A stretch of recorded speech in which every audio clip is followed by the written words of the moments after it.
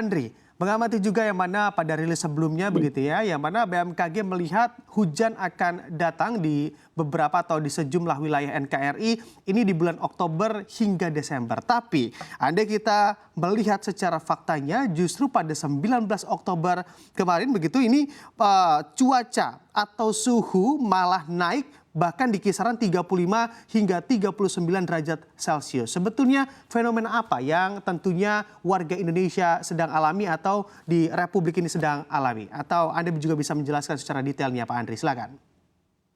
Baik, sesuai dengan rilis BMKG ya sebelumnya bahwasanya ada prediksi kapan mulai hujan ya, awal mulai hujan gitu kan. Memang kami sampaikan bahwasanya di mulai Oktober hingga Desember. Kemudian tadi ada pertanyaan kenapa kok masih ada beberapa wilayah yang justru mengalami tadi cuaca ataupun suhu panas gitu ya. Nah, kami sampaikan bahwa potensi hujan itu dimulai dari Oktober itu dilakukan terjadi secara bertahap. Saat ini yang sudah memulai periode musim hujan utamanya ada di wilayah di utara ekuator Indonesia, bagian utara Indonesia. Seperti contoh misalkan Sumatera Utara, Aceh, Riau dan sekitarnya. Kami mencatat misalkan kemarin saja sudah terjadi hujan di lokasi-lokasi tersebut dari catatan kami seperti contoh misalkan di Sumatera Utara, kemudian juga beberapa wilayah Kalimantan Barat, kemudian juga Riau, Kalimantan Tengah dan Selatan. Namun untuk yang di selatan ekuator gitu, contohnya adalah di di Pulau Jawa ini masih belum masuk di bulan Oktober ini. Secara bertahap akan nanti mulai di pertengahan November ataupun awal November dasaran 1, 2, dan 3 hingga Desember. Bahkan ada mundur hingga di Januari. Nah, akibatnya yang di selatan gitu kan, yang di selatan ekuator di Pulau Jawa tadi yang betul disampaikan ada fenomena cuaca panas atau ekstrim itu tercatat tanggal 19 Oktober bahkan tadi disampaikan di awal kami juga mencatat dan itu adalah betul ya konfirmasi dari data dari BMKG bahwasannya tercatat di stasiun ya 16 Oktober di stasiun Meteorologi Kertajati Jawa Tengah mencapai bahkan 39,1. Lalu di 18 Oktober juga meningkat. Nah, hal ini penyebabnya adalah karena di selatan masih kita mengalami musim kemarau, tutupan awan masih minim sehingga intens panas matahari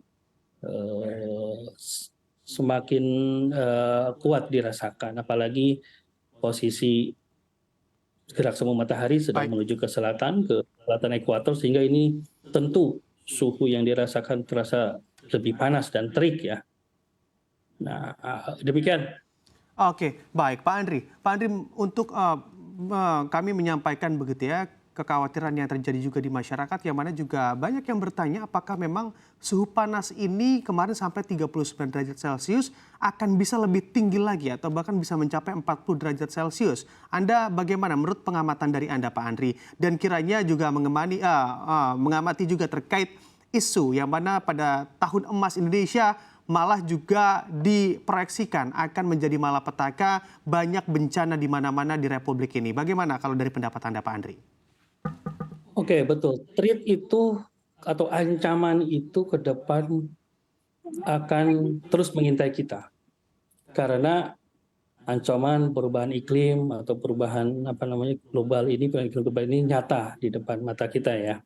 Dan tahun ini dengan adanya El Nino juga terbukti di awal tahun sesuai prediksi BMKG bahwasannya tahun ini ancaman El Nino harus kita antisipasi dan terbukti bahwasannya terutama yang di Jawa ya, di Pulau Jawa yang terdampak kering itu sangat terasa.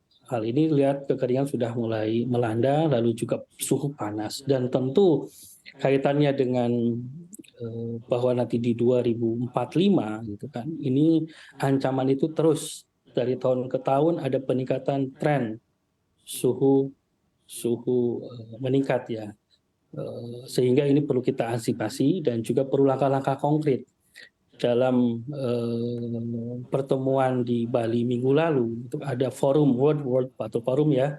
World Water Forum disampaikan oleh Ibu Kepala Badan bahwasannya menyuplik ataupun dari data WMO ada ancaman perubahan iklim global dan mempengaruhi sumber daya air global. Tadi juga sudah sampaikan itu ancaman nyata sehingga dari sekarang kita perlu langkah-langkah konkret untuk bagaimana mengantisipasi ancaman tersebut.